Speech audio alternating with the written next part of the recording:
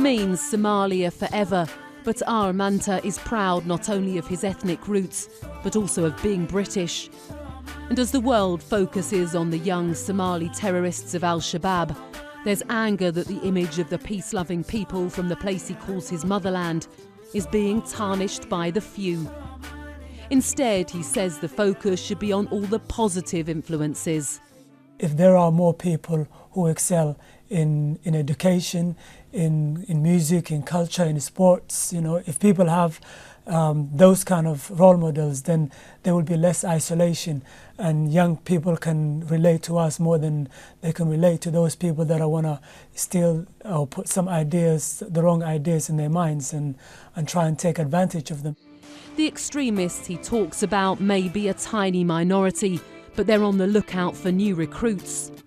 But we've seen the triggers where young people fail their GCSEs and they're disenfranchised from society.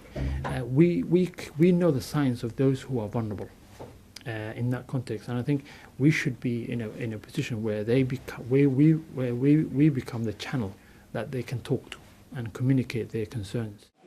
But it's frustrating for those living within UK communities to even be talking about the issue. As a British citizen, I've got nothing to do with this. But because it has a Somali relation, it's expected that we feel, some sort of association, guilt, if you like. And sometimes that's quite difficult because I despise these guys. Aar Maanta begins the first ever tour by a Somali singer next month. It's an important step in his career, but also in his quest to inspire young people of all cultures to make positive choices about their future. Emma Birchley, Sky News.